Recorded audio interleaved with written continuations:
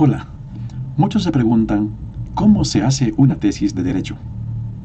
Y la pregunta es bastante legítima, porque muchas tesis se hacen de modo cualitativo. La investigación cualitativa es un poquito más difícil y no siempre hay asesores que dominen ese campo. El día de hoy quiero enseñarles a hacer una tesis de derecho de enfoque cualitativo. Yo soy el doctor Fernando. Escribo libros de investigación. Soy docente universitario. Hago asesoramiento para pregrado y posgrado, tanto como docente como de manera particular, para todas las universidades del Perú y también para muchas universidades extranjeras. Ofrezco orientación de manera personalizada para aquellos profesionales de posgrado que quieren hacer su tesis o artículos científicos. En este tutorial quiero enseñarles a hacer la tesis de principio a fin. Primero voy a explicar paso a paso cómo se hace cada procedimiento de la tesis de corte cualitativa en la carrera de Derecho. Y después voy a aplicar con un ejemplo concreto todo este procedimiento. Entonces, por favor, vuestra atención. El video será un poquito largo, porque soy docente. Mi objetivo es hacerme entender y ayudarte a que en las próximas hagas tú solo tu tesis. Si de repente quieres contactarte conmigo para poderte ayudar, al final de esta grabación o en el comentario de este video tienes información para poderte comunicar conmigo. Comencemos. ¿Cómo hacer una tesis de Derecho con enfoque cualitativo? La investigación en la carrera de Derecho puede ser de tres vertientes.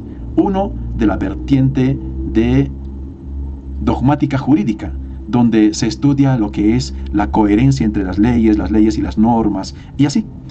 También hay otra vertiente sociojurídica, donde se estudia la aplicación de las leyes en la sociedad. Y tenemos otra de vertiente hermenéutica. Hermenéutica significa interpretación, o sea, una tesis donde se interpreta las leyes, las normas, las disposiciones, los artículos constitucionales, y así para poderlos entender mejor en nuestro contexto. Amigo tesista, el título que vas a elegir tiene que estar entre una de esas tres vertientes. Lo normal, lo común que se encuentra en las investigaciones de derecho son de sociojurídica, ¿ya? Investigaciones sociojurídicas, o sea, de la aplicación de una determinada ley en un contexto concreto. Además, para poder elegir bien tu título, es importante que tengas en cuenta el área de derecho en el que te estás especializando. Hay varias áreas. Por ejemplo, tenemos el área del derecho procesal, ¿ya? Y tienes que enfocarte allí, si ese es el tema que te gusta, si es el que dominas. O el civil, el penal, el laboral. También tenemos el previsional, el contractual, familiar, educativo, y así. Hay muchos ámbitos, ¿ya? Entonces tienes que ubicarte. Hay algo que falta, y es la cuestión de las líneas de investigación. ¿Qué son las líneas de investigación? Son aquellos grandes temas dentro de los cuales puedes elegir un tema para tu tesis. ¿Por qué tengo que tener en cuenta las líneas de investigación? Porque son los grandes temas designados por la universidad dentro de los cuales se tiene que hacer la investigación. Y si no tomas en cuenta esos temas, es que estás fuera de los criterios dados por la universidad y te van a rechazar tu tesis. Por eso, lo primero que debes hacer es ir a la facultad, preguntar, o al asesor, preguntarle cuáles son las líneas de investigación de esta facultad en este año 2026, 2027, 2028. ¿Ya? El actual, el más actualizado. Dentro de esas líneas de investigación, eliges un título adecuado para tu tesis. Muy bien. ¿Y eso dónde lo pides? Las líneas de investigación se solicitan allá en la secretaría de la universidad. Ellos te lo van a brindar y según eso tienes que elegir tu tema. Bien, pues vamos a poner algunos ejemplos. Por ejemplo, tenemos el caso de la investigación dogmática. ¿Qué título puede haber en la investigación dogmática? Por ejemplo, el análisis jurídico de la responsabilidad civil derivada de la inteligencia artificial en el ordenamiento jurídico peruano. Bueno, en el Perú, en Nicaragua, en Chile, en Colombia, en México, en España, y así. Lo vas aplicando a tu contexto, al contexto de tu país, ¿sí? Y así. Otra vertiente es la investigación sociojurídica, ¿sí? Que estudia el derecho, ¿ya? Cómo funciona el derecho en la realidad. Entonces, responde a este problema. ¿Cómo perciben los operadores jurídicos la aplicación de las normas sobre la responsabilidad civil? De esa pregunta se genera el título. Aplicación de la responsabilidad civil por daños ocasionados mediante la inteligencia artificial y todo lo demás allí tienes, ¿sí? Ese es un ejemplo. Y otro ejemplo de investigación hermenéutica, ya también ahora. Pues la pregunta sería, ¿cuál es la interpretación jurídica más adecuada al artículo 169 del Código Civil para atribuir responsabilidad por daños causados por la inteligencia artificial? ¿Sí? Esa sería la pregunta, la interrogante. ¿Y cuál sería el título? Interpretación del artículo 1969 del Código Civil peruano frente a los daños ocasionados por los sistemas de inteligencia artificial. ¿Ve? Ese es el título. ¿Se dan cuenta? Aquí hay varios elementos. Aquí hay un elemento, otro elemento, otro elemento. Ah, estamos hablando entonces de los elementos que tiene un título. ¿Ya? Entonces, ¿cuáles son los elementos que debe tener un título? Primero debe tener un propósito, influencia de no sé qué, efecto, correlación, relación, ¿sí? Ese es el propósito. Después las categorías. Aquí en investigación cualitativa hablamos de categorías. En investigación cuantitativa se habla de variables. Después, otro punto que debe haber en el título es la población. ¿En qué población? En jueces, en profesores, de repente digamos en abogados, en notarios, y así, ¿ya? Y la localización, ¿en qué lugar? No puedes estudiar todo el Perú o todo tu país. Tiene que estar localizado en un lugar concreto. La investigación tiene que estar bien delimitada. Y en el tiempo, año, 2026, 2027, 2028, sí, el año concreto. No puede ser amplio, porque no vas a poder abarcar todo eso. O tus resultados serán muy simples, no podrán responder bien. Por eso es importante aquí tener en cuenta la delimitación. La palabra clave aquí en el título es la delimitación de la investigación, ¿sí? Cuando tú pones bien claro las cosas, entonces tu investigación será precisa y se podrá responder. Tus resultados serán satisfactorios para ese título, para ese objetivo, para esa hipótesis, ¿ya? Claro, sabemos muy bien que en investigación cualitativa no hay hipótesis formuladas definitivamente como en el caso de la investigación cuantitativa. En la investigación cualitativa se habla de hipótesis de trabajo. ¿Por qué? Porque van cambiando en el proceso, ¿sí? Pero sí hay, al menos en la mente lo tenemos. Si en la universidad no nos lo piden poner por escrito, pero al menos en la mente lo tenemos y con eso nos guiamos, ¿sí? En el camino vamos adecuando las cosas, vamos conociendo. ¿Por qué? Porque en la investigación cualitativa la información que vas a encontrar es más difícil de intuir, es más difícil de imaginar.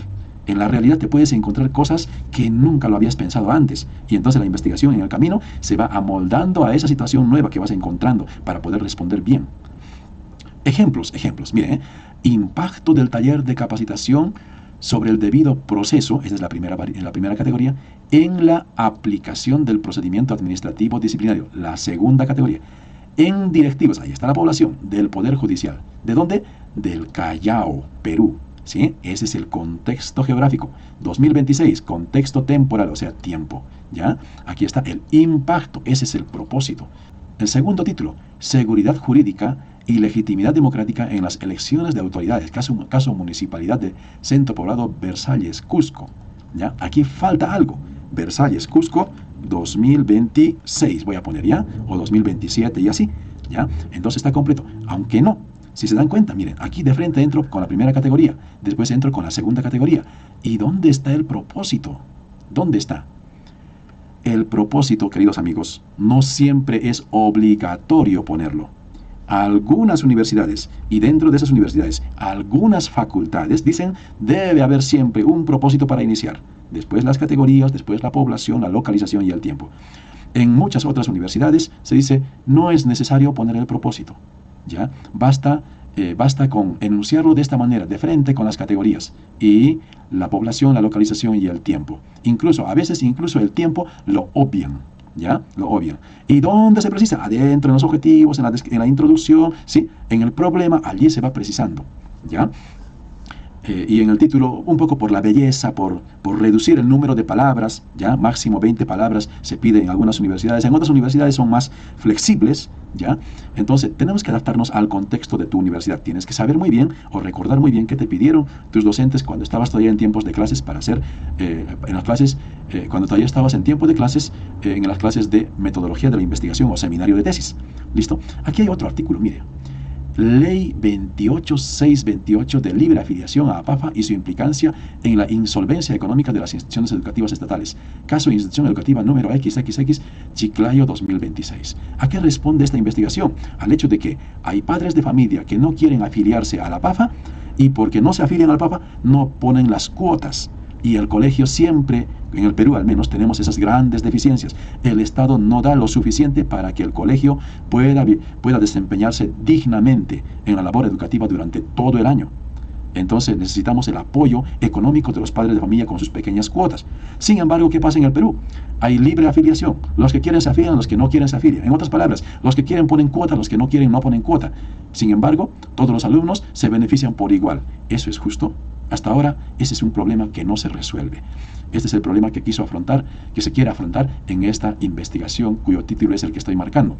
Bueno, pues, entonces quiero decirles que si nos metemos en una investigación cualitativa, ¿ya? En una investigación cualitativa, tenemos que pensar que la información lo vamos a recoger mediante entrevistas, ¿ya? Donde se recoge información de percepciones que se tiene sobre ese problema, las opiniones de las personas que han pasado por el Poder Judicial, por el juez, ¿sí? por el Ministerio Público, ¿ya? Las perspectivas, ¿ya? Las experiencias, los significados, las valoraciones, las interpretaciones, las narrativas, ¿ya? Las situaciones, las causas, las predicciones. Eso es lo que se investiga en una investigación cualitativa. ¿Y de dónde? ¿De quiénes se obtiene la información? De jueces, de abogados, de notarios. También se obtiene información de secretarios judiciales. Y así, hay muchas personas que trabajan en el ámbito judicial. ¿Y cómo se decide de quién se va a obtener información? Se decide pensando según el título de tu investigación. ¿Quién domina más ese tema? ¿Quién tiene información valiosa, útil sobre tu tema? Son los jueces. Perfecto, entonces vas a tener que entrevistar a puros jueces. ¿A cuántos? Mínimo 8. Pueden ser 10, 12, 14, 16. No tanto porque si es más ya es difícil de analizar la información, ¿ya? Pero eso lo vamos a precisar más adelante. Hay un criterio para poder definir cuánto debe ser tu muestra, a cuántas personas tienes que entrevistar, ¿ya? Al final se puede hacer una propuesta para superar el vacío legal. Porque si hay un vacío legal, entonces ¿qué propones? Ya, en el artículo 193 dice tal cosa. Entonces proponemos esta redacción, este nuevo artículo en lugar de ese, o un inciso más que precise mejor este artículo. ¿Ya? Esa propuesta puede ser un artículo, puede ser 2, 3, 4, 5, ¿ya? O varios incisos también. Entonces se tiene que llegar a una propuesta. En la mayoría de las tesis de derecho se hace propuesta de mejora en los artículos de esa ley para que responda mejor a la realidad problemática que se está estudiando. Muy bien, habiendo explicado eso, quiero ahora pasar a decirles los puntos que se desarrollan en una tesis de derecho, ¿ya? Doctor, ¿cómo debo hacer mi tesis de derecho? Primero, ¿qué debes hacer? Al principio te dije que debes conseguir las líneas de investigación y para eso te vas a comunicar con la secretaría de la universidad o con tu asesor, ¿ya? Entonces, cuando te comuniques con esas personas que te van a facilitar las líneas de investigación, aprovecha para pedirles el esquema o estructura de plan de tesis y de borrador de tesis. O sea, ¿qué es la estructura? Es el esquema donde te dice qué cosa tiene que ir en las páginas preliminares, qué tiene que ir en el capítulo 1, qué tiene que ir en el capítulo 2, qué tiene que ir en el capítulo 3, capítulo 4, cuántos capítulos hay. Incluso en algunos esquemas se pone los anexos. ¿Cuántos anexos tiene que haber? 7 anexos, 8 anexos, en otros pone 4 anexos, ¿sí? Eso es lo que tienes que tener en cuenta. El esquema más común es el que les voy a presentar ahora. Es el más común, el que se repite en todas las universidades. Hay algunas facultades que varían un poquito, por eso te digo que pidas en tu universidad, en la facultad, pidas a la secretaría que te den el esquema. Pero aquí tienes los puntos más importantes. Son estos mismos puntos, pero en algunas universidades los ponen más adelante, más atrás, o le cambian de palabritas, ¿ya? Entonces, veamos. En el primer capítulo, ¿qué tiene que ir? El planteamiento de la investigación se llama. Capítulo 1, planteamiento de la investigación, más o menos, o también se le llama planteamiento nada más. El primer punto es la descripción de la realidad problemática, donde tú describes qué es lo que está pasando en la sociedad, que a pesar de que se dio una ley, este problema persiste. Entonces describes esa situación, comenzando por el mundo. ¿Cuál es la situación ideal? ¿Cómo se están dando las cosas en el mundo? ¿Cómo se están dando las cosas en tu país? ¿Ya? Y en este lugar concreto, en el Poder Judicial de Arequipa, de Lima, de Piura, de Cajamarca, de Ayacucho, y así, ¿ya? Y en tu país, ¿sí? Describes la situación problemática, pero con evidencias, o sea, con citas, con referencias, ¿ya? Incluso puedes hacer referencias a otras tesis y a cuestiones estadísticas, por ejemplo. Si hablamos de violencia familiar, por ejemplo, ¿sí? A ver, presenta pues las estadísticas. ¿Cómo está la violencia familiar? ¿Cómo estuvo en el año anterior, en el año tras anterior? ¿Cómo está este año? En la cuestión de inseguridad ciudadana, ¿cómo está? ¿Ya? ¿Cómo está en la cuestión de respeto a los derechos laborales? ¿Ya? Y así presenta las estadísticas con citas. ¿Listo? Entonces vas descendiendo, ya te dije, desde el nivel internacional, nacional y local. Pero hay una cosa que quisiera aclararte.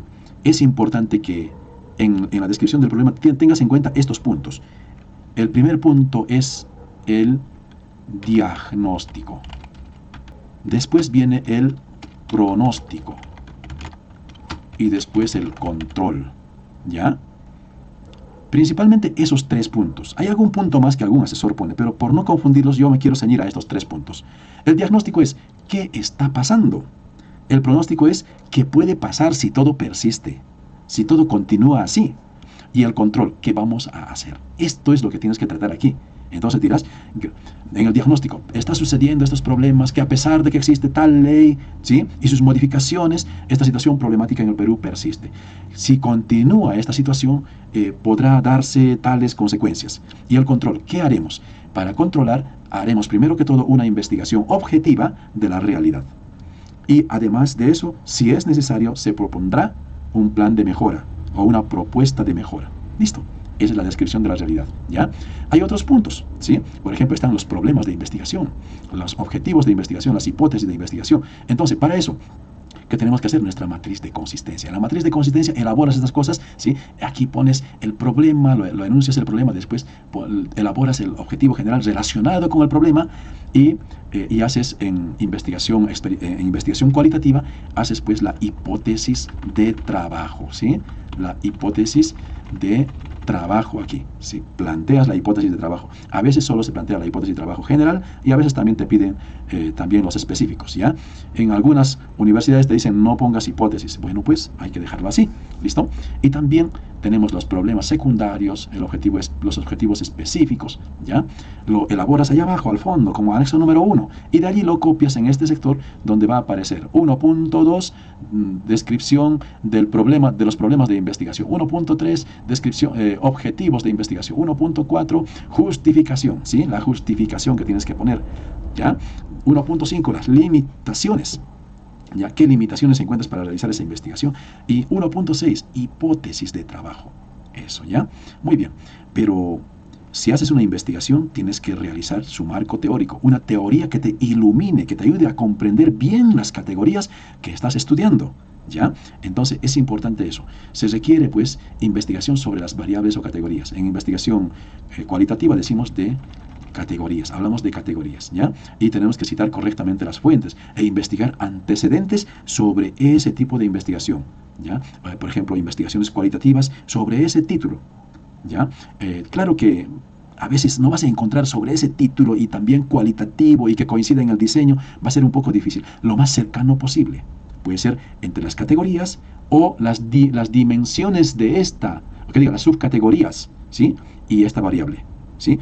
O sea, para elegir los antecedentes puedes tener en cuenta las categorías y con eso buscar qué investigaciones previas hubo en tesis y en artículos científicos. Si no encuentras entre categorías, pues con algunas subcategorías, ¿ya? De manera que te sirva para discutir el objetivo general o para hacer la discusión de los objetivos específicos, porque vas a relacionar, vas a buscar vinculaciones, influencias de la variable con las subcategorías, y para eso te puede servir, ¿ya? Ya lo vamos a entender esto un poquito más adelante. Muy bien. Y entonces cuando encuentres la información sobre la variable, primero tienes que definir la categoría. Definir, ¿ya? La categoría 1, ¿ya? Entonces, después de hacer la definición de la categoría 1, puedes pasar a la definición de las subcategorías de esa categoría 1. Definir uno por uno. A, B, C, D. Las 4 subcategorías. Tiene 5 subcategorías. Las 5 subcategorías. Tiene 3 subcategorías. Las 3 categorías tienen que estar bien definidas con autores expertos que dominen el tema, no por cualquier persona. ¿Ya? ¿Qué más? Entonces, después de la definición, ¿qué puede venir? Puede venir la importancia, ¿sí? La clasificación, las ventajas, las desventajas, ¿sí? De esa categoría. ¿De qué categoría? Digamos, estamos hablando de la categoría de, por ejemplo, de la seguridad jurídica, ¿sí? Entonces, de esa categoría tienes que trabajar aquí primero. Después trabajas la categoría 2, ¿sí? Igualito, con su definición, la definición de sus subcategorías, ¿ya? Y así tienes que desglosar la variable para que se entienda bien.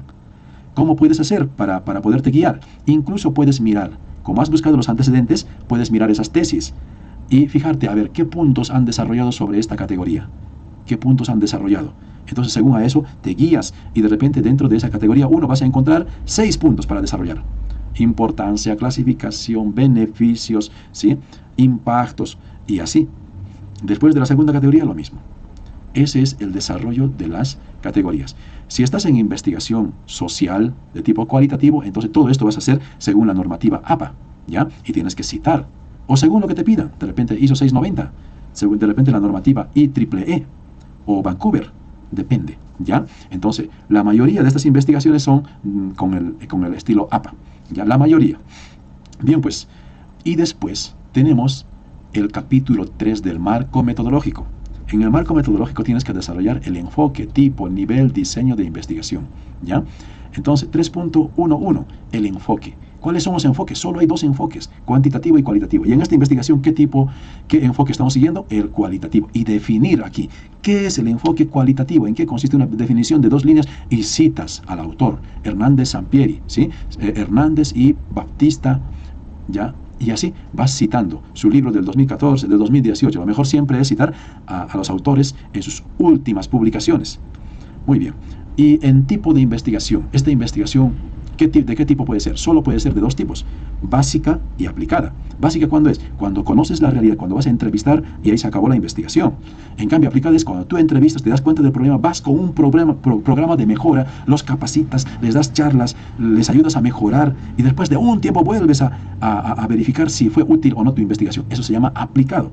En cambio, si tú solo vas a entrevistar, conocer qué piensan, qué opinan sobre determinada situación problemática, a eso se llama básica, ¿ya? La mayoría de las investigaciones son de tipo básico. Los niveles o alcances de investigación. En el nivel cuantitativo tenemos pues las investigaciones descriptivas o exploratorias, propositivas, comparativas, correlacionales, explicativas, predictivas, ¿sí? Pero en el cualitativo tenemos el nivel descriptivo, el nivel interpretativo, el nivel explicativo, el nivel analítico, teórico, crítico, emancipatorio. Profesor, ¿y qué son esas cosas? ¿Cómo se definen? Bueno, aquí en mi libro lo explico muy, muy cuidadosamente, ¿ya? Lo explico. También hay otros autores que de alguna manera lo explican. Los niveles están un poco descuidados por algunos investigadores, ¿ya? Pocos investigadores toman en cuenta los niveles de las investigaciones cualitativas. Y es así que los tesistas, cuando tienen que encontrar niveles cualitativos, no saben a dónde ir porque hay muy pocos investigadores que tratan de eso. Esa parte está bastante descuidada. ¿Listo?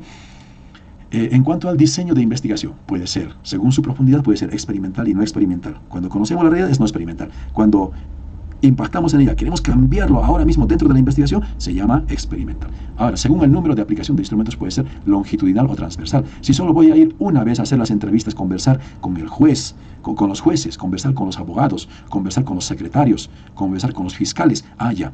Entonces, si es una sola vez que fuiste a conversar con ellos, entonces es transversal. Pero si lo voy a hacer 1, 2, 3, 2 veces o más, es longitudinal. Normalmente longitudinal se hace en investigaciones experimentales, aunque también se hace en no experimentales algunas veces, ¿ya?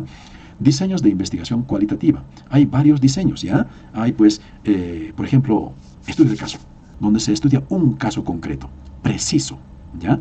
Otro es el estudio fenomenológico. Phenomenon significa ir a las cosas mismas, al fenómeno, al hecho concreto. Analiza la experiencia, ¿ya? ¿De quiénes?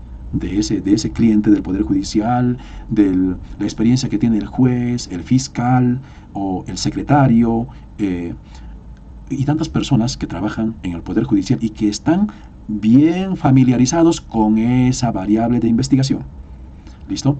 Muy bien, la teoría fundamentada es otro, para saber qué se publica y qué no se publica. Es un estudio teórico, eso es cualitativo también, ¿ya? Aquí les estoy presentando nada más 3 diseños, pero aquí en mi libro de investigación, en la parte de investigación cualitativa, presento como 7 u 8 diseños, ¿ya? Y cada uno explicados paso por paso. ¿Listo? Muy bien. Para este caso entonces es necesario esto. Y el presente estudio que vamos a realizar, ¿en cuál de ellos se enfoca? Ya se los voy a explicar más adelante. El universo, población y muestra, ¿ya?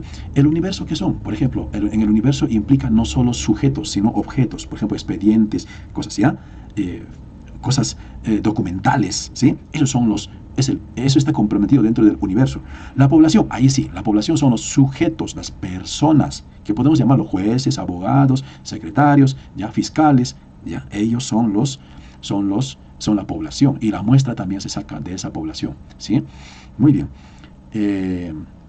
Técnicas e instrumentos. Las técnicas que comúnmente se utilizan en investigación cualitativa son, primero, las entrevistas. Ya, las entrevistas, o sea, el conversar con la persona. La técnica que en este caso vamos a aplicar en el ejemplo que les voy a dar es la técnica de la entrevista. O sea, se trata de entrevistar a las personas, ya, para sacar sus opiniones, su sentimiento, su apreciación, su punto de vista, ¿ya? Los instrumentos normalmente son las guías de entrevista, ¿ya? Las guías de entrevista estructurada, semiestructurada o no estructurada. En nuestro caso, para una investigación seria, puede ser estructurada o semiestructurada. No estructurada no suelo ver en una investigación de derecho, más bien de repente en sociología, antropología, allí sí, pero en derecho yo no suelo ver, nunca he visto una guía no estructurada. En cambio sí he visto muchos instrumentos de guía estructurada de investigación o guía semiestructurada. ¿Ya? Estructuradas porque ya todas las preguntas están hechas. Semiestructuradas porque están hechas las preguntas, pero puede añadirse algunos según la necesidad. ¿Ya? ¿Por qué les dije eso? ¿Por qué todo eso? Porque, como les dije antes, uno no sabe qué es lo que va a encontrar en la población. Y a veces el entrevistador en ese momento tiene que improvisar una pregunta para poder rescatar ese dato importante que está subyacente. Muy bien, el proceso de obtención de información, primero pues solicitas permiso en el juzgado, solicitas permiso en ese lugar concreto donde vas a hacer el estudio, a la autoridad máxima de esa institución, ¿sí? De ese área, digamos, puede ser también, ¿ya? Después hay que crear el instrumento, ese instrumento hay que validarlo, ¿ya? Con un abogado, con un metodólogo, ¿ya? Con una persona que domine ese tema, ese ámbito, ¿ya? La fijación de la fecha de entrevistado. Si te dieron ya el permiso, tienes que fijar bien, porque no puedes ir cualquier día, puedes perjudicar a la institución y eso no sería adecuado. Después hay que hacer la revisión y organización de la información, ¿ya? Revisar, a ver, qué información es pertinente, porque a veces en la entrevista te van a decir también cosas impertinentes a las preguntas que les has dicho. Entonces, hay que revisar y organizar. A veces la respuesta a la pregunta 5 está te lo han dicho en la pregunta 8. A veces la respuesta a la pregunta 1 está recién en el 3.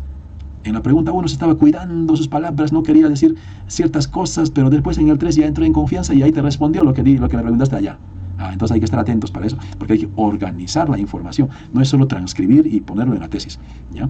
Técnicas de análisis de información, pues aquí nosotros en la investigación cualitativa tenemos pues el análisis, ¿ya? Análisis narrativo. Se habla de la investigación, del análisis narrativo. Bueno, hay también otros términos parecidos, pero el término que más se usa es el término análisis narrativo. ¿Qué es el análisis narrativo? O sea, analizar la narración de las personas. En algunas investigaciones es necesario tener en cuenta el lenguaje verbal, o sea, lo que dicen, ¿ya? Nada más, y con eso es suficiente. Por ejemplo, si investigas sobre el cumplimiento de las normativas en el transporte de las ánforas de elecciones municipales. Allí pues lo que digan, si se cumplió la hora, si estuvo custodiado o no el transporte, eso basta con que te digan. Pero ahí no tienes que tener en cuenta el lenguaje no verbal. que suspiró, que bajó la cabeza, que se puso triste. Eso no es necesario tener en cuenta allí. Pero si estás haciendo un estudio acerca de la violencia familiar, entrevistando a esa señora, y ves cómo esa señora frente a esa pregunta se pone a llorar, tarda en responder, se le vienen las lágrimas y con mucha dificultad musita algunas palabras, allí lo que más pesa es el lenguaje no verbal. Aunque también hay que tener en cuenta lo verbal, a pesar de que va a decir pocas palabras. ¿Se dan cuenta? Entonces hay que saber cuándo tener en cuenta el lenguaje verbal y no verbal, y cuándo basarnos solo en el lenguaje verbal. ¿Listo? ¿Qué más?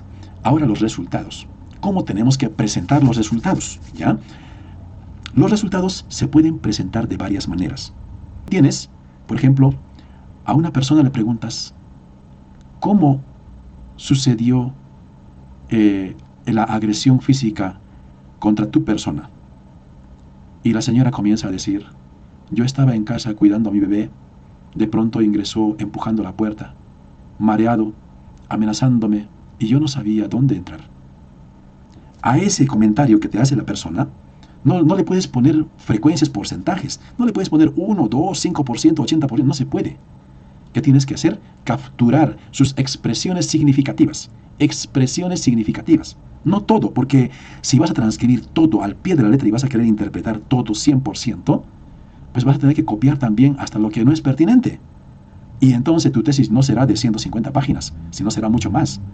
Entonces hay que saber seleccionar. Entonces, para esas cosas hay unos instrumentos, unas técnicas que nos ayudan. Por ejemplo, para presentar los resultados, lo primero, técnica de la rejilla.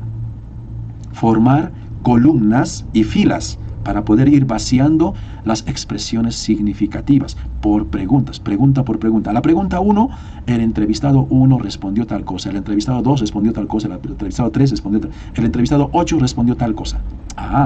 ¿Listo? Presentar eso de manera sintética, ¿ya? Las expresiones que resumen todo lo que está diciendo en los 2 minutos que habló la señora, digamos, ¿ya? O el juez, o lo que habló el abogado, y así. Después, además de la técnica de rejilla, se acostumbra a usar la nube de palabras, ¿ya? ¿Y cómo se analiza esto?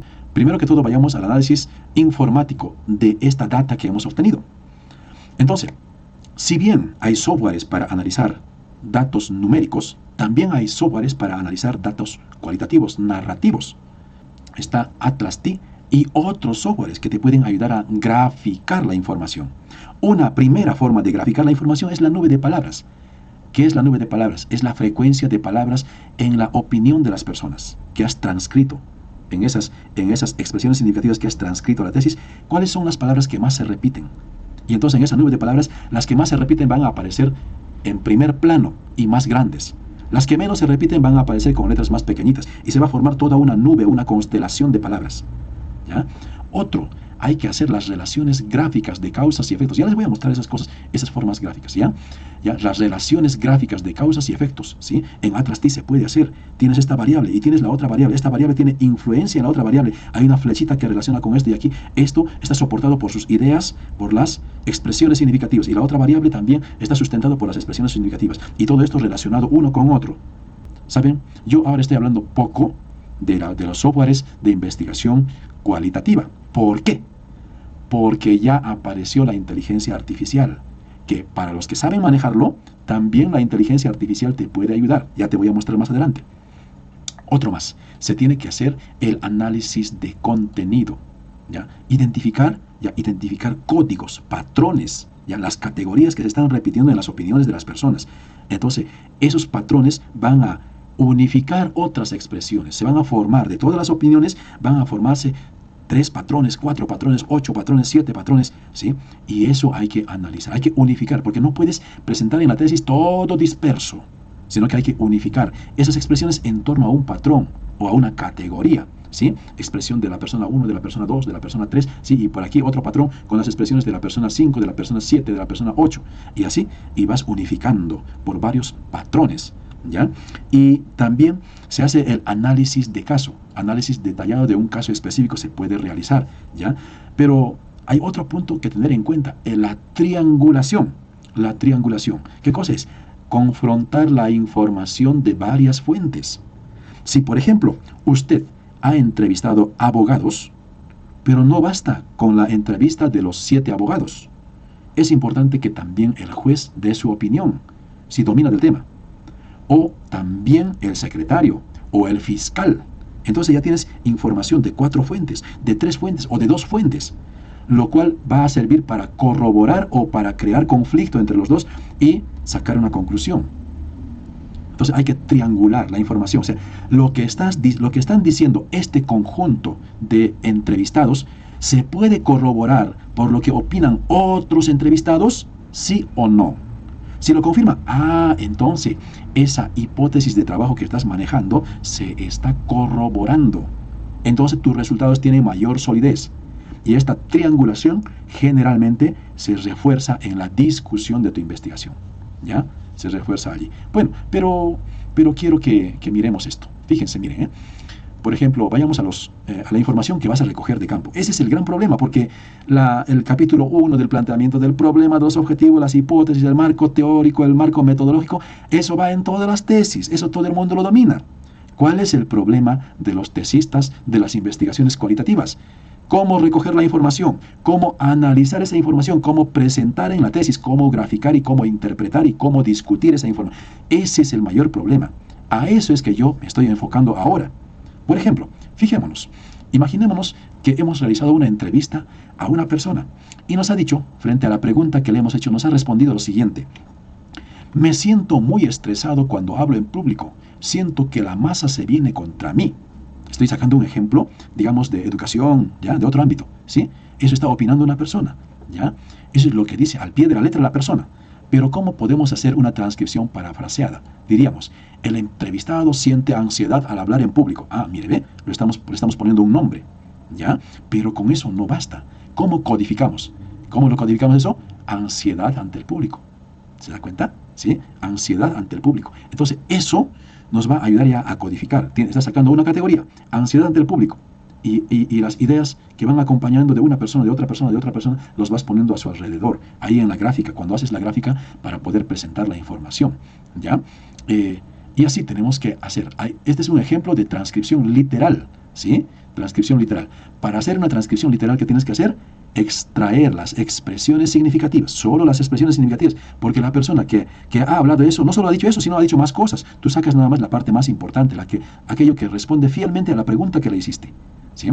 Muy bien, pongamos un ejemplo, ¿ya? Imagínense que estamos haciendo un estudio ¿sobre qué? Sobre la seguridad jurídica y legitimidad democrática. Caso Elecciones Generales Perú 2026, ¿ya? Seguridad jurídica y legitimidad democrática. O sea, el problema es, ¿cuál es el soporte jurídico? ¿Ya? ¿Cuál es el soporte jurídico para que las autoridades elegidas tengan legitimidad democrática? ¿Sí? El soporte jurídico ha ayudado, ha apoyado a la legitimidad democrática. Los procedimientos que la seguridad jurídica ha implementado, hay que hacer esto, toda esa construcción grande de normativas ha permitido la legitimidad jurídica, o sea, que la sociedad reconozca en esas personas elegidas su autoridad, ¿sí? A eso vamos.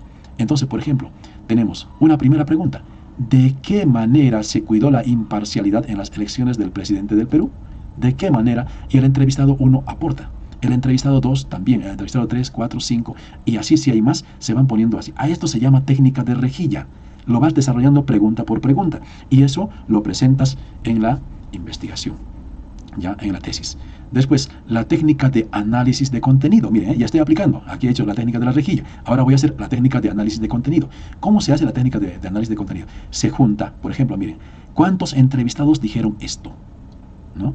Dice, la pregunta era, ¿cómo se realizó el traslado de las cédulas y ánforas de votación?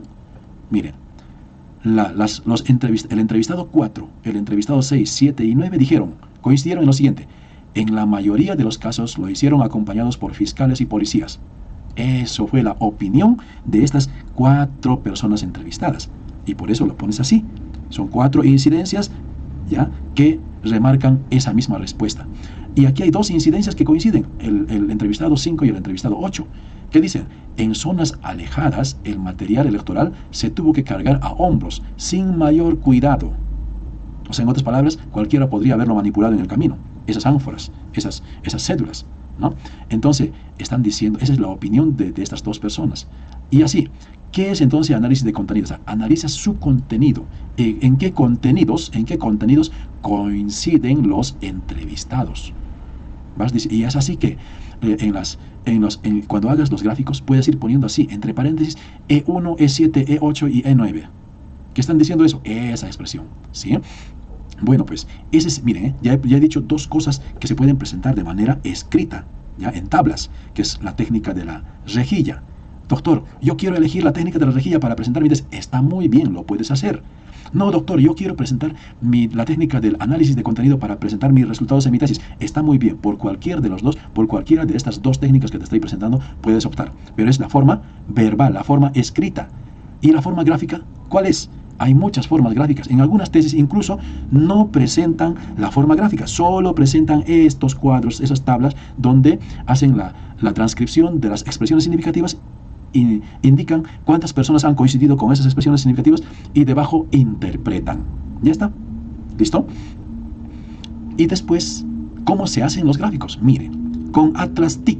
¿Cómo se hace un gráfico? Miren, aquí está, mire, pues aquí estoy trayendo un ejemplo de educación, ¿sí? Una investigación cualitativa donde opina un director, un docente y un padre de familia.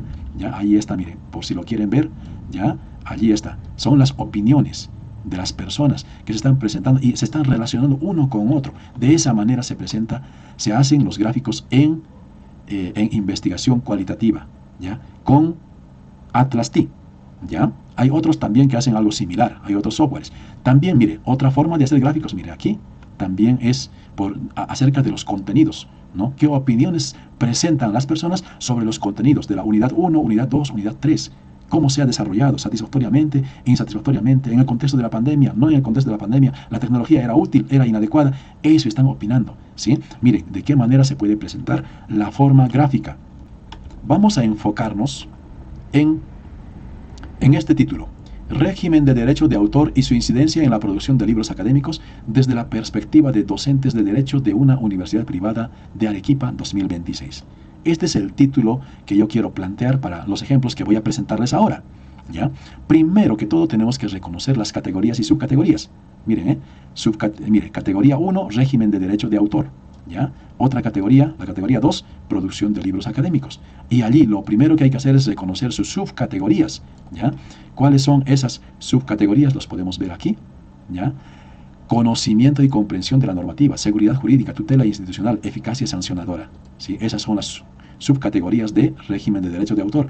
Y las otras subcategorías, las de producción de libros académicos, son motivaciones de producción, barreras de producción, apoyo institucional. Esos tres, ¿son esas las subcategorías definitivas, inamovibles? No. Depende de qué autor estás siguiendo. Hay algún autor que puede ponerle una subcategoría más, otro autor le quita otra subcategoría más. Nada más, lo único que tienes que fijarte es que estés siguiendo a un autor experto en el tema, ¿ya? En este caso, se está siguiendo a un autor experto en el tema, ¿ya? Y aquí pues les tengo la matriz de consistencia, como lo pueden ver, ya hasta con su metodología, que está aquí escrito, ya que se va a aplicar en 15 personas, ¿sí? Pero, ¿cómo se formulan los problemas, los objetivos y las hipótesis? ¿Cómo se formula? Generalmente podemos hacer así, mire. ¿Cómo se manifiesta la eficacia del régimen de derecho de autor y su incidencia en la producción de libros académicos desde la perspectiva de docentes de una universidad privada de Arequipa 2026? Es el mismo título puesto en problema. Analizar la eficacia del régimen de derecho de autor y su incidencia en la producción de libros académicos. ¿Ve? Está formulado en forma de objetivo, ¿ya? Y según eso, el régimen de derecho de autor afecta la producción de libros académicos. ¿Ve? Dice afecta, no dice tiene influencia significativa, tiene relación significativa. ¿Cuándo se habla de significativo? Cuando vas a probar de manera estadística los resultados, cuando vas a probar de manera estadística. Pero aquí no habla de significancia, nada de eso, sino dice afecta la producción de libros académicos, porque es cualitativo, ¿ya? Por eso entonces hay que tener en cuenta los verbos, las preguntas que utilizamos. Mire, dice, ¿cómo se manifiesta la eficacia? ¿Ya? Esa es una pregunta por información cualitativa, ¿cómo se manifiesta? Y miremos el objetivo, dice, analizar la eficacia del régimen de derecho de autor y su incidencia, ¿sí?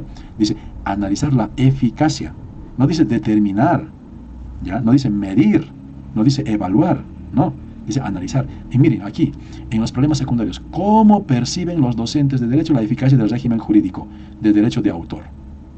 ¿Cómo perciben? ¿Ya? En este tipo de investigación ya saben que la población son los docentes de la universidad, ya por eso se está preguntando por los docentes. Aquí ya no es fiscales, jueces, no, sino esta investigación de derecho se va a hacer teniendo como sujetos de estudio a los docentes, ¿ya? Entonces, ¿cómo se perciben? Perciben es un término cualitativo. ¿Qué factores favorecen? No dice influyen, no dice determinan, ¿ya? ¿Qué normativas institucionales proponen los docentes para fortalecer? ¿Ya? ¿Qué normativas se propone? ¿Ya? Y miren aquí, en los objetivos, interpretar la percepción docente sobre la eficacia.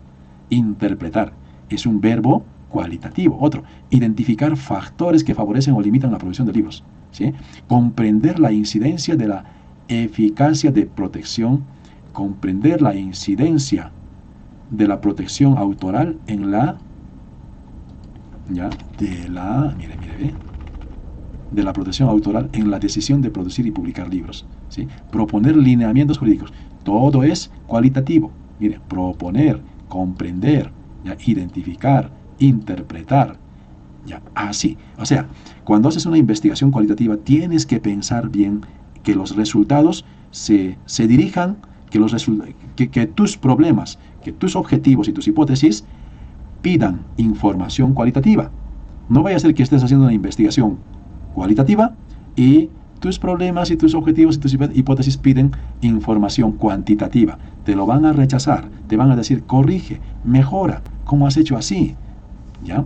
Así pues. Entonces, pero fíjense, tenemos esta matriz de consistencia, ¿ya? Y tenemos de esta matriz de consistencia principalmente, teniendo en cuenta estas categorías y sus subcategorías, estamos hablando de la categoría 1, y ahora la categoría 2 y sus subcategorías, teniendo en cuenta esto, podemos crear los indicadores y los ítems, ¿ya? En vistas de hacer este tutorial para ustedes, queridos amigos, yo he hecho todo esto, ¿ya? Yo he diseñado todo esto de cero, ¿ya? Entonces, en la categoría 1, régimen de derechos de autor, he reconocido estas subcategorías, investigando en los libros, en expertos. Y para estas subcategorías he reconocido estos indicadores. Y de estos indicadores salen estas preguntas para hacer las entrevistas. ¿A quiénes? A los docentes, en este caso, en el caso de este tema que estoy explicando, ¿sí? ¿Ya?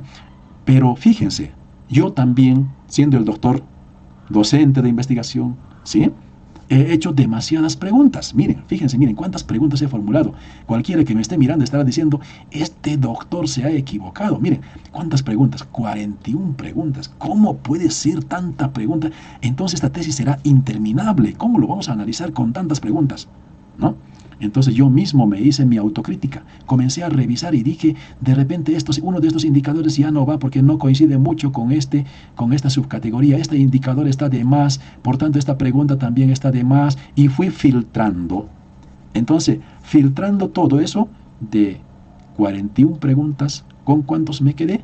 Me quedé con estas preguntas, con 15 preguntas. Fíjense, este es el definitivo que he hecho, ¿ya? Este es el definitivo, miren. 15 preguntas. Estas son las preguntas para las entrevistas a la población de estudio. Estas que acabo de marcar. ¿Listo? Pero fíjense, miren amigos, atentos por favor con esto que estoy haciendo, porque los tesistas sufren mucho en este punto. Por eso es que me estoy deteniendo bastante en este punto, ¿ya? Doctor, yo ya tengo las categorías. Régimen jurídico de derecho de autor y producción de libros académicos. Ya tengo esas dos categorías.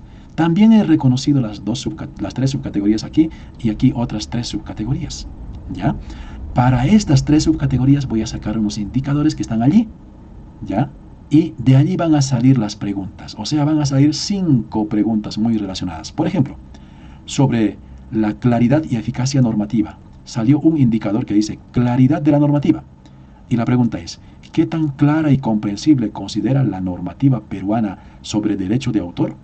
Mire, ¿qué tan clara? Eso significa a que el entrevistado responda, se explaye un poco, ¿sí? Se explaye un poco. Que no responda diciendo, sí, no, así no. ¿Y qué tal si hubiera puesto la pregunta, ¿es clara la normativa peruana sobre el derecho de autor?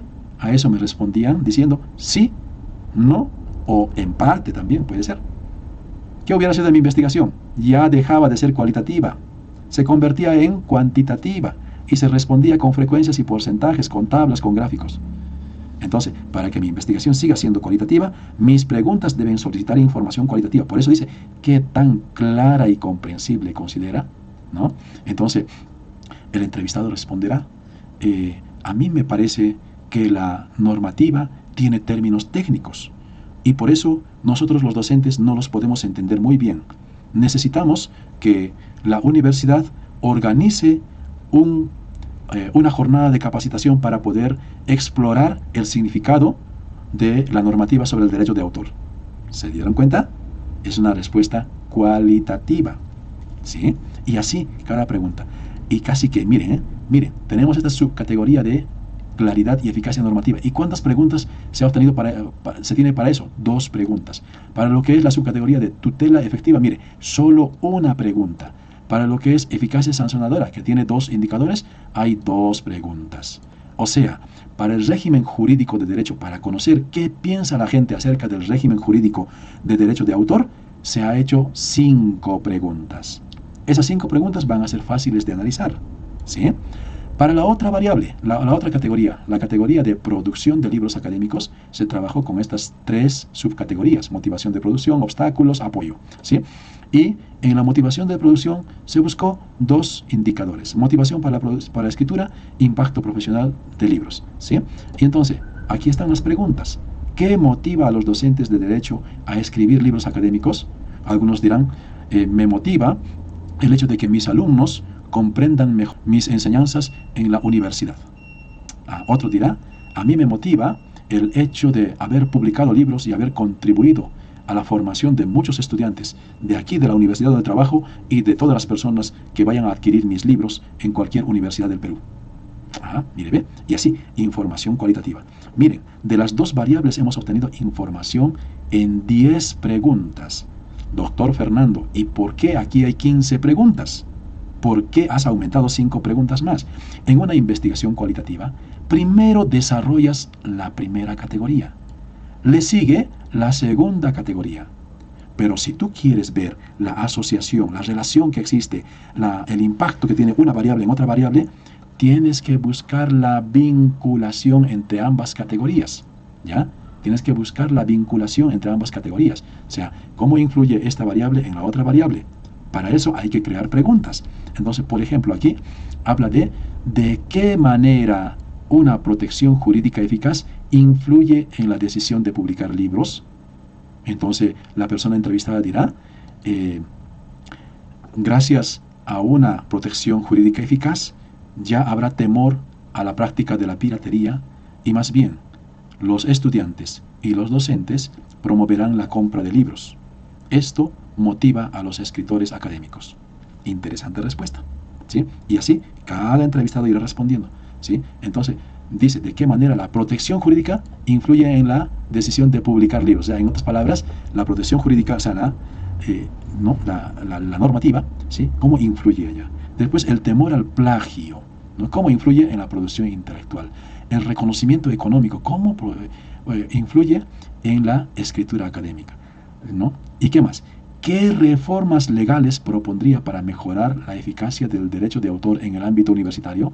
¿Qué propondrías? Y allí van a decir, el artículo tal es incomprensible o es incompleto y sugerimos que se tenga en cuenta esto y esto. En esta era de la inteligencia artificial se debería tener en cuenta tales cosas. Dada la proliferación de la piratería digital de archivos PDF, sugerimos que se implemente este artículo que prohíba no sé qué.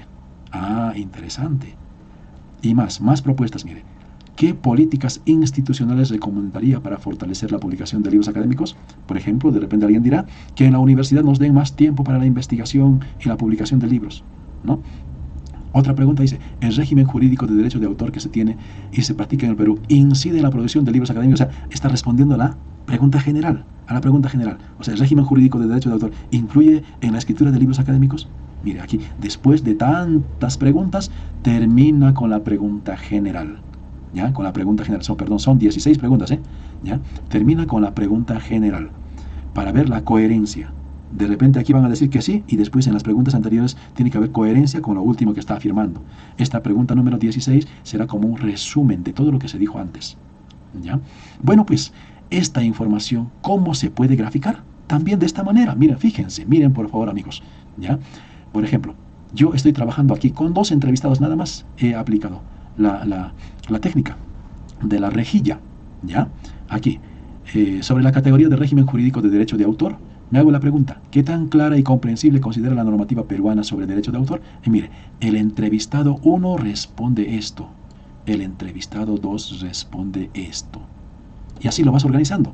Tienes 8 entrevistados, entonces 1, 2 responde esto, el 2 responde esto, el 3 responde esto, hasta el 8 responde esto. ¿Y en cuáles coinciden? ¿Sí? Buscar siempre la coincidencia. De repente 4 coinciden en una respuesta, ¿sí? Y 2 tienen una opinión distinta. Y 1 no dice nada. Y así se va presentando, mire. De esta manera también se puede presentar. Tiene la siguiente pregunta y aquí las 2 personas que apoyan. Después, en la interpretación, ¿qué harás? Dirás, respecto a la primera pregunta, los entrevistados 1, 4, 5 y 7 coinciden en afirmar que, y pin, vas redactando. Sin embargo, también el entrevistado 3 y 5 acotan que tal cosa. ¿Sí? Y el que más peso tiene es la opinión de la mayoría, ¿ya? Sin minusvalorar las opiniones individuales o dispersas que se puedan dar también por allí, ¿ya? Y así, entonces en la interpretación vas juntando, vas diciendo cuántos coinciden en esta propuesta, ¿listo? Y así por cada pregunta. Miren, aquí yo tengo pregunta por pregunta. Amigos, miren por favor desde vuestra computadora, ¿ya? Tengo entonces resultados sobre el régimen jurídico de derecho de autor y ahí están las preguntas, ¿ya? Y el otro, la categoría de producción de libros académicos y aquí están hasta la pregunta número 10, ¿ya? Y los de las demás preguntas, miren, la pregunta 11, 12, 13, 14, 15, 16, están aquí las respuestas. Ya, ahí están las respuestas, ¿sí? Y eso hay que interpretar. Esa es la forma de presentar en forma de rejilla, ¿sí? En forma de rejilla. Miren, yo todavía incluso aquí veo muy amplias respuestas. Por ejemplo, aquí veo 3 líneas de respuestas. Sin embargo, ¿se acuerdan que en otro momento yo les dije, hay que basarnos en las expresiones significativas? ¿Ya? O sea, hay que reducir algunas palabras, porque si vas a transcribir todo lo que dicen, tu rejilla va a ser tremendamente grande y de repente no va a entrar ni en hoja vertical, ni en hoja horizontal. ¿Estamos? Entonces es importante basarnos siempre en las expresiones significativas. Lo que acabo de decirles más arriba también se presenta aquí. Por ejemplo, tienes la pregunta, ¿qué tan clara y comprensible se considera la normativa peruana sobre el derecho de autor? Y aquí, miren, de manera resumida, tenemos, la norma es entendible, pero no se conoce. El entrevistado 2 dice, la ley es clara y comprensible, dice el entrevistado 2, ¿sí? Él está diciendo que es comprensible.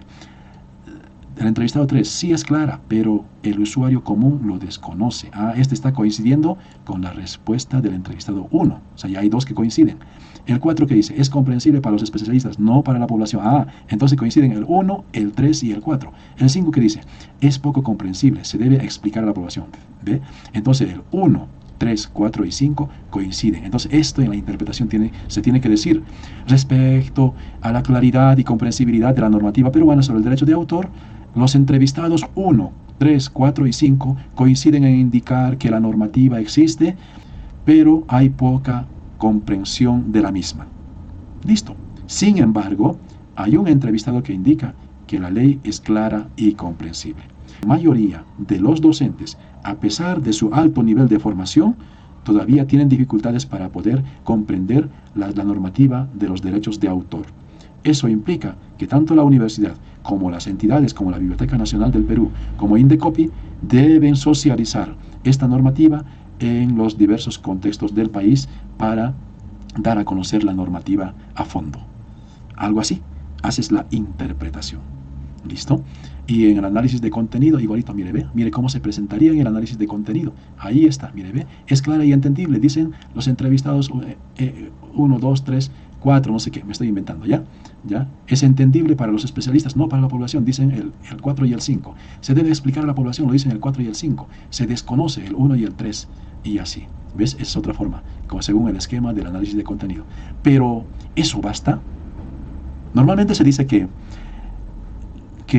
Cuando algo es importante, para el entrevistado, se puede conocer esa importancia mediante sus palabras, porque lo dice evidentemente, lo dice con expresiones, con oraciones bien claras, pero también, de manera subconsciente, la persona va expresando las palabras una y otra vez. Cuando una persona repite más veces una palabra, es porque subconscientemente lo considera importante. En ese entendido es que en las investigaciones cualitativas se acostumbra a presentar el diagrama de nube de palabras. Por ejemplo, yo hice esta entrevista, he aplicado a unas personas, a unos docentes universitarios, y eso lo he analizado con un programa. Y aquí está la nube de palabras que me ha botado acerca de las incidencias de las respuestas de esas personas respecto a las 15 preguntas. En las 15 preguntas que presenté a los entrevistados, la palabra piratería y la palabra libros son los que más resaltaron, se repitieron muchas veces más. La palabra libro está bastante relacionado con piratería para estas personas y está expresando su sentimiento interno de que los libros se están prestando para la piratería, o sea, para el irrespeto al derecho del autor. Algo que también se menciona es el indecopy, que en algunos contextos se dice que tiene la función de velar por el respeto del derecho de autor, ¿sí? Sin embargo, no cumple su papel. Es más bien como una queja del papel que está cumpliendo. Otro, después de piratería e indecopy, la palabra fotocopiado de libros, ¿sí? Otro, publicar, universidad, autor, son términos que se repiten mucho. Y esto nos dice mucho a nosotros para poder entender el subconsciente de los entrevistados, que están incidiendo en el problema que se está dando en este tema que se ha investigado. Además de presentar el diagrama nube de palabras, ¿qué más se debería presentar? Se debería presentar ya las relaciones de dependencia entre las variables o entre las categorías. Por ejemplo, aquí yo he analizado con un software de análisis cualitativo la información que he obtenido sobre la categoría régimen de derecho de autor. Sobre esta categoría, las expresiones más significativas son estas. Por ejemplo, la aplicación del régimen de derecho de autor en el ámbito académico es insuficiente. Otro dice, la piratería y la producción no autorizada afectan la difusión y el reconocimiento de las obras. Y así hay expresiones significativas que ponen las bases de la apreciación de su juicio, de la opinión de las personas sobre el régimen de derecho de autor practicado en el Perú en este contexto de una universidad arequipeña, ¿ya? Y por otra parte, también tenemos las opiniones significativas, las expresiones significativas de los entrevistados sobre la producción de libros académicos. Por ejemplo, dice, la inseguridad jurídica desincentiva a los docentes a invertir tiempo en la escritura de libros académicos. Otro dice, la capacitación en escritura académica mejora la calidad de los libros producidos por los docentes. Y así están las expresiones significativas de cada una de las categorías. Sin embargo, aquí la prueba de hipótesis no es pues como en la investigación cuantitativa, donde pones se obtuvo un p-valor menor a 0,050, por tanto se aprueba la hipótesis de correlación significativa. En este caso no hay eso. Lo que tienes que hacer es ofrecer las expresiones significativas de cada una de las categorías y de manera coherente trazar el tipo de relación que se da entre las dos categorías. En este caso se está diciendo que el régimen de derecho de autor tiene influencia en la producción de libros académicos. Aquí la flechita está mal, esta flechita no debe existir, sino más bien tiene que ir para allá. Entonces, el régimen de derecho de autor tiene influencia en la producción de libros académicos. De esa manera narrativa, dando fundamentos, posturas, opiniones significativas, se hace el contraste de hipótesis en investigación cualitativa. Pero eso no es todo. Voy a presentar otra forma, con otros ejemplos, la forma de presentar los resultados cualitativos de manera gráfica. Hemos tenido eso y ahora pasamos al siguiente. Por ejemplo, mire, otra manera de presentar los resultados. El régimen jurídico de derecho de autor Tiene sus subcategorías como tutela efectiva, claridad y eficacia normativa, subcategoría de eficacia sancionadora. Y aquí, ¿qué se hace? Se obtiene el indicador de claridad normativa. Y aquí se hace una síntesis, ¿ya? Una síntesis. O sea, se extrae la información y se presenta de manera gráfica así. Por ejemplo, en la claridad normativa que se está diciendo, la legislación reconoce los derechos morales y patrimoniales del autor, pero su lenguaje jurídico dificulta la comprensión. ¿Ve? Muchas expresiones de 3 preguntas, creo, los han sintetizado allí. ¿Ya? Existe un marco legal suficiente, aunque con escasa difusión y capacitación en las universidades. ¿Ve? Son las 2 ideas significativas, ¿sí? Sobre esa categoría, sobre esa subcategoría, ¿sí? Esto, aquí se ha graficado entonces los resultados de esta categoría de régimen jurídico de derecho. Doctor Fernando, antes usted nos ha presentado este esquema. ¿Podemos presentarlo de este esquema? De esta manera, sí se puede presentar la información de esa manera. Pero primero que todo, hay que presentarlo uno por uno, los resultados de este régimen de derecho y después los resultados de esta categoría de producción de libros, y después se presenta una prueba de hipótesis relacionando de esta manera la información, ¿ya? O también aquí, mire, estoy presentando de esta manera ya también por separado, régimen de derecho de autor, mira, con la síntesis de las ideas, de las opiniones de las personas. Esta es de la primera categoría, y después aquí está de la segunda categoría, producción de libros académicos. Aquí está su subcategoría, otra subcategoría, otra subcategoría, otra subcategoría, y aquí están las opiniones significativas, las afirmaciones significativas. Y recién después, mire cómo hago. Miren cómo yo hago. Así es como yo enseño a los jóvenes a hacer su tesis. Y yo mismo también mis investigaciones las hago así, ¿ya? Vinculación entre régimen jurídico de derecho de autor y producción de libros académicos. Y presento aquí las categorías, allá las categorías, las opiniones, y lo relaciono, ¿sí? Lo relaciono. Estoy diciendo con esto que hay vinculación, ¿ya? De los dos tipos de categorías. Cada figura debe presentarse con su nombre. En tesis de investigación cualitativa hay que poner aquí figura, digamos, vamos a poner figura 8, ¿sí? Por ejemplo, vamos a poner resultados de la variable producción de libros académicos. Resultados de la categoría producción de libros académicos. ¿Listo? Y eso tiene que estar como debe ser, ¿ya? Y de esa manera, esa es la figura 8, digamos, ¿sí? Y así, todas las figuras tienen que tener ese encabezadito, figura 7, figura 6 y así, todos tienen que tener según la normativa APA, ¿ya? Pero todo esto tiene que estar interpretado. Aquí viene la interpretación, que vale la pena comenzar diciendo que respecto a la producción de libros académicos, en la subcategoría de motivación de producción, los sujetos o los participantes de la investigación, ¿ya? Se les llama los participantes, ¿ya? Los participantes de la información, o los informantes privilegiados, o los informantes primarios también se les llama, ¿ya? Opinan que, y vas haciendo tu redacción, y vas desarrollando punto por punto y haciendo una adecuada interpretación.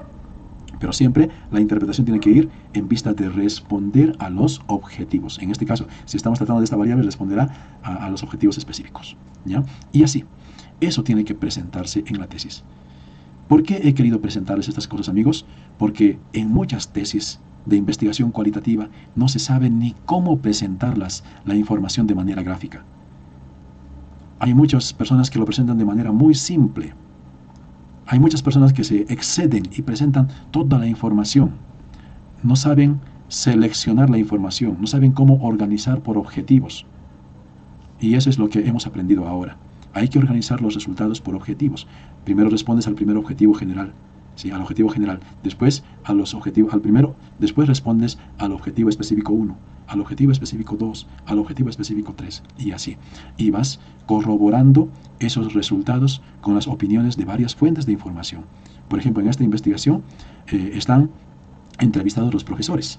Sin embargo, hubiera sido bueno entrevistar, por ejemplo, a un abogado o a un juez que tenga conocimientos de derecho de autor, o también a autoridades de Indecopi, para ver la opinión que tienen sobre este tema.